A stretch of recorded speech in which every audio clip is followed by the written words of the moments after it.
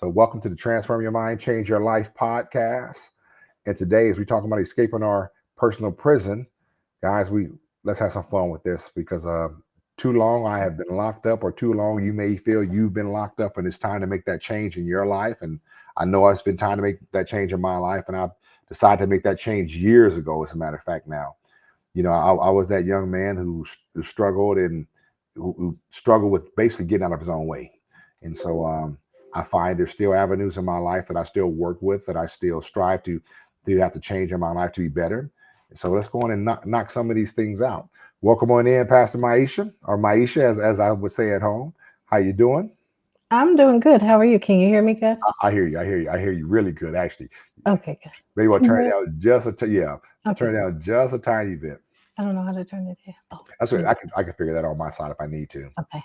All right. Well, let me just give you kind of the opening statement that I wanted to start with. And the statement basically is, when we talk about escaping our personal prison, it's really more of a metaphorical term, for breaking free from the limitations and negative patterns that we have in our life. Okay. This is going to require, introspection, change, courage. We have to be courageous to take these steps to make this change. And so today we wanted to go over a few steps. I'm not sure whether it's going to be 3, 4, 5, maybe even 6 of them, to take these steps and make this change in our life. And so, I think one of the first steps that I wanted to touch on is that we need to acknowledge and understand, what some of these constraints or some of these restrictions are in our that we put on our lives. And so I think we need to define them, or and the reason I say if we can define them, because sometimes we put limits on our life, or we put constraints in our life, and we can't really define what they are. And we kind of have to look inside, have that moment where we take that introspection and go in ourselves and say, what's holding me back? And not just what's holding me back, maybe even also why is it holding me back? So when I say, acknowledge and understand what the constraints are, I think that is the first step that we need to take. So we reflect on why these situations or behaviors, are so confining to us. Now, the reason I also say confining to us is because just because somebody else maybe they'll do certain things in their life and they seem free because of it, doesn't mean that we're free because of it. Does that make sense, Maisha? It does. It does. And personal, literally, this this is something that we work through all the time, and something personal to me as well. But giving oneself personal permission. Mm, I think a lot of times we don't realize that it is the me. It is me who is deciding not to do this, but I didn't realize it was a decision. I'm thinking I'm not able to do this. And so what made me not able to do it? I didn't get permission. And who gives me permission? Well, as an adult, even as a child, I give me permission. And I see kids do it all the time. They give themselves permission to go take that other kid's sucker, to go play on the other kid's bike. They give hmm themselves permission all the time, but we as adults, we've learned that there's certain boundaries that we should stay within, and to respect other people. But sometimes we take it too personal and internalize it too much, to where it's like we don't have permission unless someone else gives us permission. right. And I give myself permission now. We've watched our kids start giving themselves permission in areas that they didn't realize they were restraining themselves, right? Right. And that's been our answer in the last few months, even. So, what happened? What changed? She got permission. She gave herself permission, or he gave himself permission. It's something when we look at this portion of it right here, it's really the understanding of ourself that we're going to get, really what our limitations are. A lot of times, and I'm saying that for this reason, this way for a reason. A lot of times, the limitation and constraints that we have on ourselves, we recognize them as normal, or Yeah. we see them as normal. So we don't actually recognize them as a limitation or constraint. And I know this based on some of the things that I was locked up with on my life, or locked up rather in my life, down to the smallest thing. I can use an example. I didn't like having stuff on the porch of my home. And the Yeah. reason I didn't like having stuff on the porch on my home was because I had stuff that stolen from the porch at my parents' house when I was a little kid, right? So we can't put nothing on the porch because somebody's going to come by and steal it. And I lived like that for years, right? And not thinking that all the years I've had as a young man living on my parents' porch, that only happened one time, right? but when it happened, it was my father was so upset about it. Somebody stealing his star palm. I haven't even forgotten what they stole because it was like the biggest thing in the world to him. I mean, my first thought process is, Dad, this is a star, a star palm tree or a star, a star, yeah, star palm tree. My dad said, man, you know how much that stuff is worth? I had to grow this thing up for when it was, when I first planted, how big it got to have somebody steal it. He was so mad. I don't want to say how mad but he was hot. He was hot enough when we got in the truck and we went to look for who possibly stole his that palm tree off the porch. I mean, that's how hot he was, right? But I've never forgotten it because what that did to me was that told me for some odd reason in my life, I can't have anything on my front porch. So me Yeah. having my own home, possibly 10 or more years later when I had my first home, I wouldn't put nothing on my porch. Now, that was a constraint I put on myself. My dad did not give me that constraint, but because of how I viewed it, how I saw it, how I took it in, okay, and then the actions that I was going to take to prevent it, it actually stopped me from putting not just putting anything on my porch, but it stopped me from being free in that area. Like I can't put nothing outside, nothing outside in front of my house. My house could have been a lot more beautiful, if I had just, it's gonna be okay, right? We're laughing. I know I got some of us laughing at it right now. But and I'm telling you from the smallest things, guys. But the reason I'm bringing it up the way I'm bringing it up is because if you look at it in the way I lost you for a second there, Maisha. I lost you for a second there. Just bringing it up. What happened was I realized I'm stopping myself from being, living in any type of freedom. I know this is a small area I'm talking about, but we do this so much in our own lives where we stop ourselves from living in the freedom. We stop ourselves solely because maybe somebody else or something happened this time in our lives, and now we can't move forward. And that's not the way we're supposed to live. We're supposed to live in freedom in every area of our life. And when I'm getting over, guys, right now to you, is when we have things that happen in our life, sometimes they can sit there and they could change us for the worse. Okay, they're not changing us for the better. They have taken away from something in us that stops us from being wholly free. So when I talk about escaping our own personal prison, that's what I'm referring to at this moment. I'm talking about the areas in our lives where we're supposed to live free. We're supposed to be free, not be bound up in our thought process, not be bound up, in our life where we can't live to the fullest of life. But yet here we are, we put ourselves in a position and a place where we're not wholly whole anymore. And I hope I'm making sense saying that. Family, real quick, I know we lost Pastor Maisha. These technical difficulties must still be going on. Bear with us. I'm sure she'll get back on here in a minute, but I'm going to keep moving forward, and I'm sure she'll join us when she gets back in. But that's where we're going with it today. So I think that, like I said, the first thing I want to make sure I talked to you guys about was acknowledging the limitation and constraint that we have, because when you acknowledge it, that means you're aware of it. And when you're aware of it, now you have the opportunity, remember, the opportunity and challenge to do something about it. Because a lot of times we don't do things about certain, a lot of times we don't take actions to change certain things because we're not aware that we even have it. When we are aware we have a limitation, or we are aware that we have a constraint that we can change in our life, then now we have the challenge on our lives to go and change it. All right. All right. The next thing I want to look at was now I want to look at how do we start to set clear and achievable goals concerning what we're trying to overcome.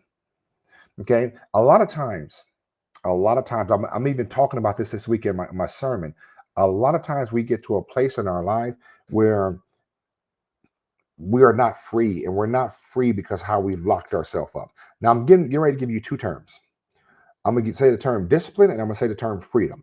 A lot of times when we hear the term discipline and freedom, we don't think that they go hand in hand. As a matter of fact, we think those terms are as far away as possible. The truth of the matter is discipline and freedom go hand in hand. Let me explain. When we find that we discipline ourselves in certain areas of our lives, or discipline our lives in general, then we can be free in the areas in which we express or live out the discipline in. Let me give you a thought process. Say having we're not free in our money or free in our finances simply because our finances are always tied up. We're low on finances, don't have a lot of financial resources, things of that nature. But if we discipline ourselves in this area of our lives, what we can simply do once we start to discipline ourselves and we act out on it on a consistent basis, the things that we're moving forward to make right in our life or make right in our financial area of our lives, we would then begin to have more finances.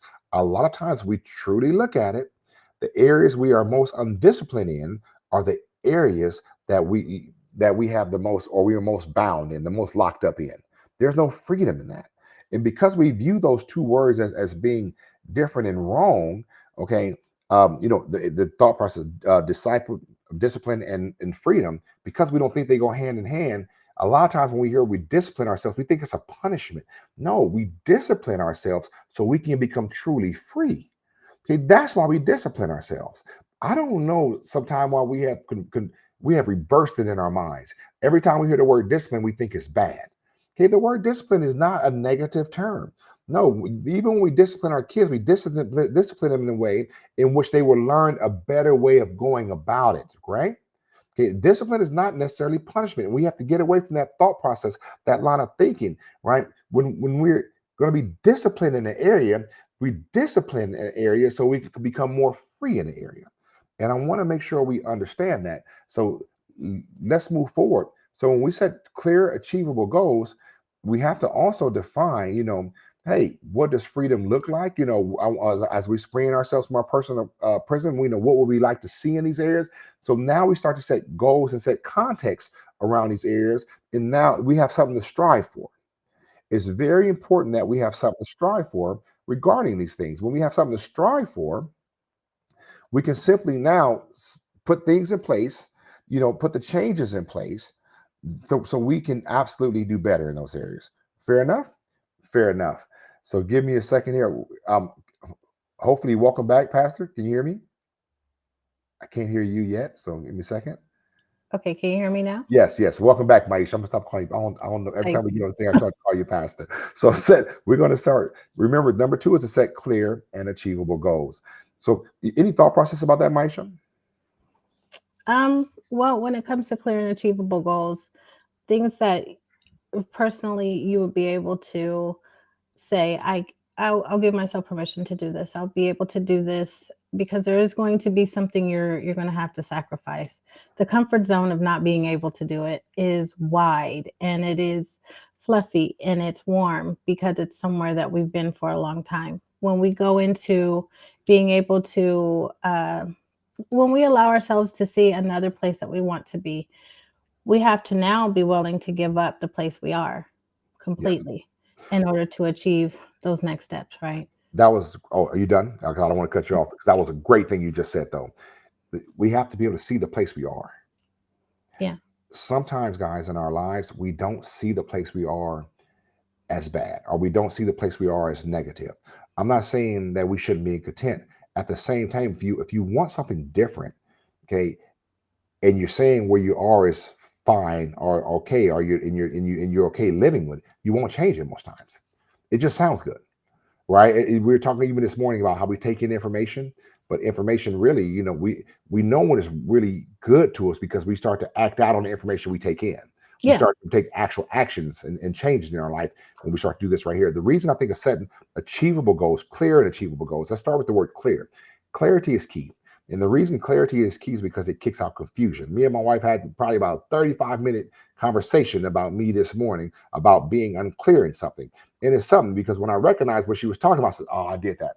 Because I was unclear, I gave her something that she could not follow. I gave her something. Why she couldn't follow? Because she couldn't get, because the understanding was not given to her in which direction we were going, right? Yeah. If you're not clear in your own thought process, clear within yourself on the direction in which you're moving in, okay, Mhm. you will not go after it. Why? Because you're operating in confusion, and nobody can operate the correct way in confusion. That's what's so important about it. So when we talk about setting goals, they must be clear, they must be concise, clear and concise enough, and they also must be measurable. Measurable. The reason measurable is such a key because if you're going to achieve something, how will you know you achieve it if you don't know how to measure it?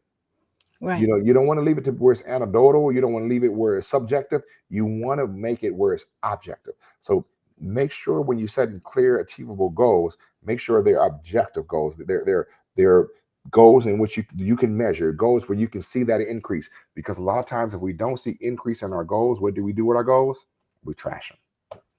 We Yeah. absolutely trash them, and that's literally the way it is. So I just wanted to give you that thought process about as we set goals, as we start looking at this right here. And I would like to go, let me go on and move to the third thing that I had for us right here. The third thing is simple, is develop a plan of action. Anytime we're starting to set goals, and we have these goals in mind, we want to create a plan of action to make sure we can accomplish the goals that are before us, right?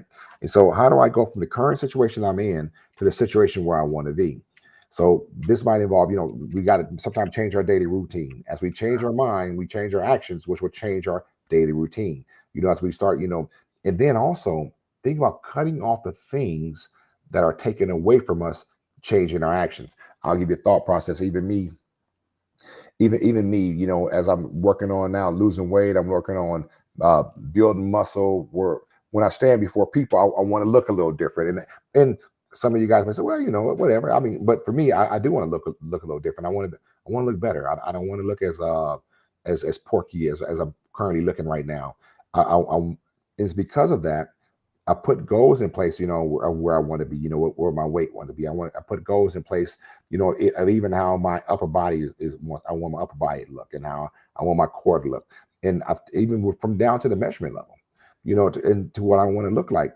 And I'm bringing it up because as I'm going after these things, like first, I would like my I'll give you just a thought process. I would like my biceps to look better than what they look. They look a little flabby to me. I have a strong looking tricep, but my biceps are flabby. Some of you guys may say, "Oh, that's too much detail." Not really, not really. And the reason it's not too much detail because when I go in the gym, I don't have to worry about thinking about some of the things that I'm going to do. No, I already know what I'm going to attack when I go in.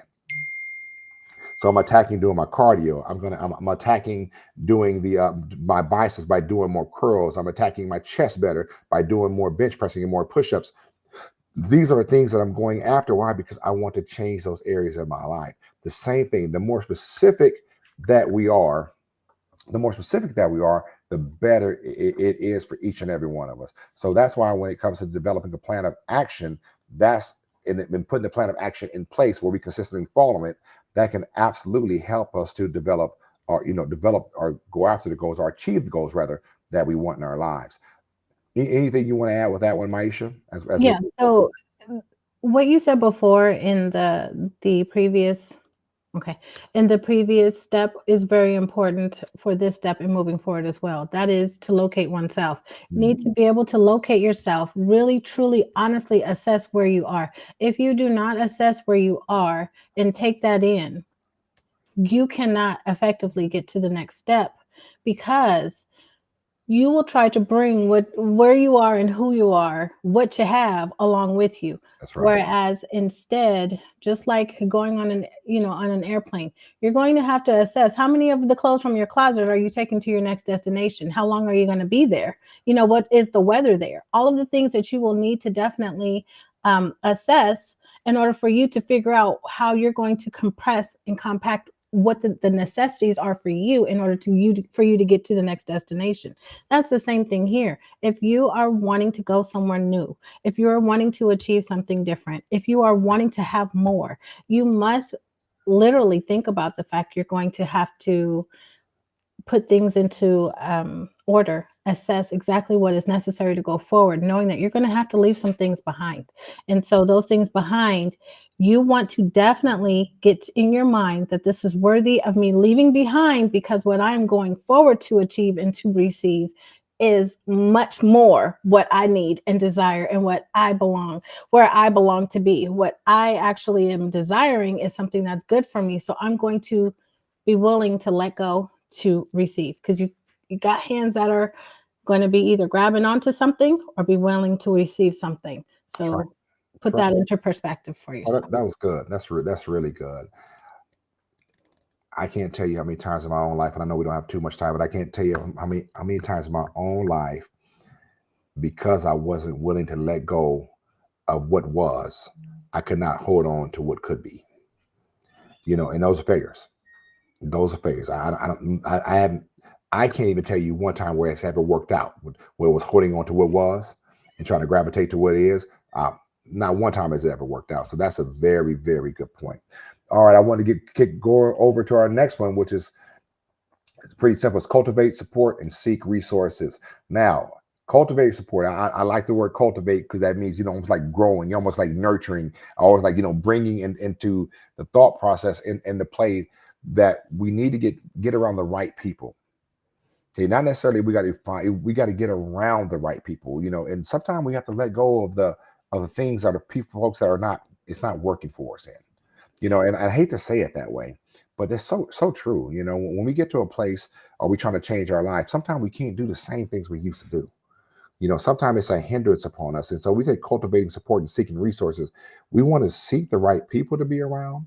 We want to seek, sometimes in people that's already been in that area or people still living in that area.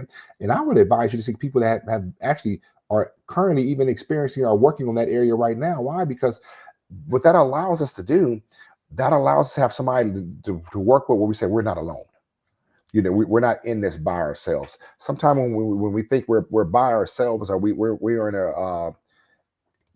in a condition, our mindset where we become lonely. Sometime in our new challenges in our life, the new things that we face, we tend to also want to give up on going a new direction. But yet, when we find the right support team, when we find the right people to be around, when we find the people who are changing their mindset, right? Like-minded people work better with folks who are like them or like-minded, so to speak. So you want to be around people who have a mindset and where you're trying to get your mindset to be. That makes sense, Maisha? Or am I saying it the wrong way?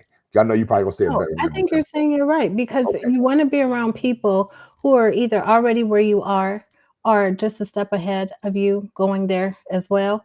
Because this is another part that we do together, and that is when you are going to a destination that's new, you're going to need correction. You're going to need someone who's going to be very honest with you and say, "Hey, you're taking this with you. Are you sure that this is like if you get on an airplane, you sure you want to take your couch pillows with you?" yeah, That because we're thinking logically, yes, it's my favorite part of the couch. Let me just take this pillow with me. right, And your loved one's like, that's not really a necessity. And I do believe it's going to take up space for your necessities. And there may be a couch there. And even if they're not, you can sit somewhere else for the meantime before you get one. right, And putting those things in perspective, they may seem simple or even silly. But the thing is that when we're on our mission to do something, we're more inclined to take what's comfortable and regular, normal for us than we are to not. And those loved ones who are around us and they really do love us are the reasons why they're going to call us to the table and say, hold on, we need to talk about these things real quick before you make the next step, because what you're doing is getting in your way. And I want to help you to get forward. And right. so those will be hard conversations. However, remember that those are people who actually love you, because the ones who's going to let you take those couch pillows, I ask you to look and see how much care do they really have for you getting achieving your goals, because anybody with any sense will understand that you will literally be putting that in the place of where you need to be instead of you going forward. So that's not love to me. Please don't do that to me. If you love me, call me. Tell me what needs to be fixed. I came across an excellent saying this morning, and I think it was on Instagram, but I can't remember I'm trying to remember exactly how the guy put it. But he says basically, the people that truly love you are the people that challenge you to be your best. Yeah. People that challenge you to fulfill, God's calling in your life. It's not the people who accept you as you are, because you can accept people as they are, okay, and they could be living in trash. Yep. They could be living an unhealthy life. You don't really love them by allowing you by not saying something to them. When you know somebody has more to offer, the goal should always to be able to, if we are friends, if we care for each other, is to push that person to be their best. And I thought that was so awesome, because the way it was said, it was like, the person that challenges you, the person that pushes you to be your best because they know you have more in you, is the person that truly loves you. Yes. It's not the person that allows you just to wallow in the mud, the person that allows you to say, well, I am who I am, when they say nothing to you. especially when they know you got more. So Right. that's a good saying when it comes to that one right here. And the last one I want to talk about is just basically take action and reflect on your progress. Yes. You know, even this morning, we were talking about that training class I had just went to, and one of the big things is when you're trying to change a habit or change a skill set in your life, right? You start the process, you assess the process, and then you go back and continue to repeat the process over. I mean, repeat those steps because you're trying to get better at something. And when we're taking action, or the reason taking action is so important because that means you're not only taking the information in and which will help you change. So you've taken that in, but you have to act out on it. Yeah. Okay. In the church sense, we always say faith without works is dead. In practical sense, you know what? Information without action is worthless. Yes. That's it. That's another way to say it. Information without action is worthless. I don't care how much good information we take in. I don't care how good it sounds to you when you listen to it. I don't care how much motivation is behind it. It's only going to work for you when you take action. Period. Yeah. Because without action, there's no change. Okay. And if you want true change, it's continual action on a regular basis, consistently, that changes your life, that changes your habits. Okay. It changes who you are. And the reason this has to reflect on your progress, the beauty of this to me is see the change that's taking place. Sometime, depending on what we're changing in our life, we may see very little change, if any, especially when we first start out. But understand this. Okay, and I love this saying. I don't think Mike created it, but you used to always say it. You taught me to say it to you. That's why I learned it. Is you can eat an elephant if you just cut it up in small chunks, right? It's the same thought process. You can do a big, huge thing by just taking small steps on a consistent basis. Yeah. But you have to be willing to take those small steps, and so that's how we see more change in our life. That's how we see, that's how we start to escape the prison that we put ourselves in. In these, matter of fact, we talked about all 5 steps today. Within this short time frame. And the reason these 5 steps are so important because these are practical steps that you can work out. These are practical steps, things that you can do right now if you follow these 5 steps to changing, maybe an area of your life that is keeping you in prison, keeping you bound. Maisha, what'd you have to add to this last one? Well, the taking action is very difficult because sometimes we think we don't know what actions to take. Hmm. And reflecting on the progress, I think it's really it's good too, and that can also be difficult. And I know that I'm on the sorry or the sadder side this time because what I realize is taking action when we don't necessarily believe we know if we're taking the right action or not is so scary that a lot of us will tend not to take the action. We won't. And so what I have to say about taking that action is this: take the action. Forgive yourself as if once you realize the result is not what you want. Forgive yourself and take another action. Just keep doing it the same way you learned how to walk, the same way you encourage a toddler to keep going when they fall down and they're learning how to walk. Hmm. Remember, in this instance, you are like a toddler. You are new to this next stage, and give yourself grace, give yourself mercy, give yourself the permission to take another step, even if you fall down. Get back up and take another step. And then reflect after you've taken some steps, even though you may not have gotten to your ideal destination, after you've taken a few steps, turn back around and look at what progress you've made. Because even if you haven't arrived where you are, I can guarantee you this: you have definitely pivoted and have grown in who you are. So it doesn't matter where necessarily, except for it does matter who. So who are you today versus who you were yesterday or those other days way back when you first started? I can guarantee you'll see progress and change. Hmm. We have somebody come in. Oh, okay. Came into my problem. 100%. I don't know what action to take. To me, when we find ourselves in this area in life, this is when we seek maybe more counsel.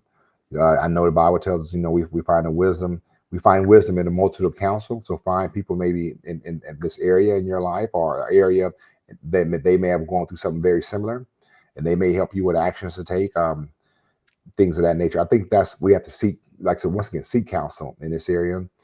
You can always seek us here if you need to reach out to us here. We're at Harvest Village.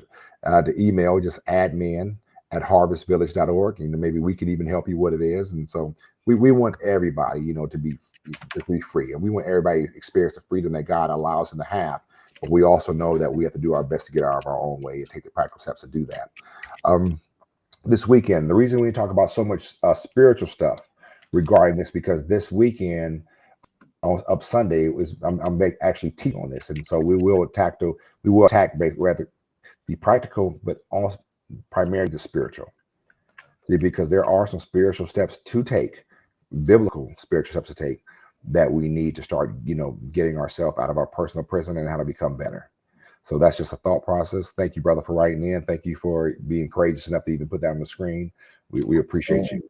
Yeah, absolutely. Yeah. Well, family, we got a couple more questions in. I know we're getting ready to sign off here. Forgive us. We have how do I access? I'm not quite sure. The question is, Maisha, do you know about that question? I think I understand a little bit, and she please, Janice, go ahead, Miss Janice, go ahead and type in some more if I'm not hitting it right. So, how do I access myself? The way that I see that and understand that is, how do I access my true desires? What I really want to do? What do I really want to do? How do I really want to move? Where do I really want to go?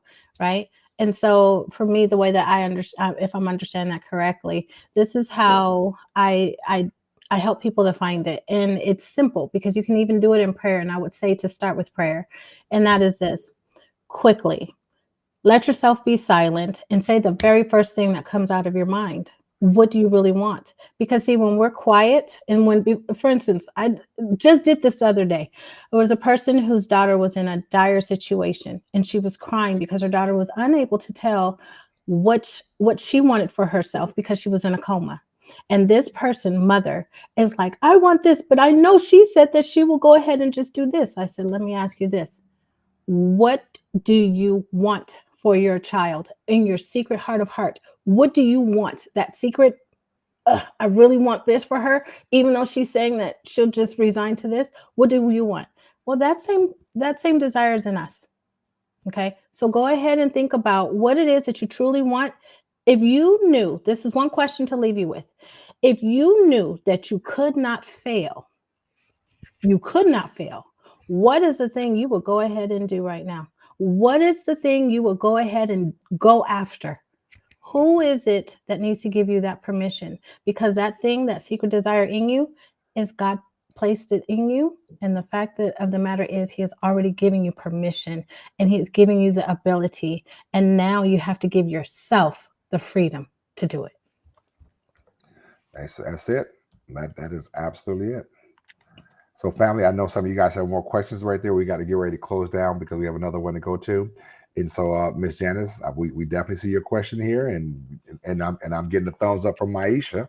So I'm expecting you guys going to talk soon. Going to reach out, and we'll go from there. Okay, make that easy. Make that easy. That is it.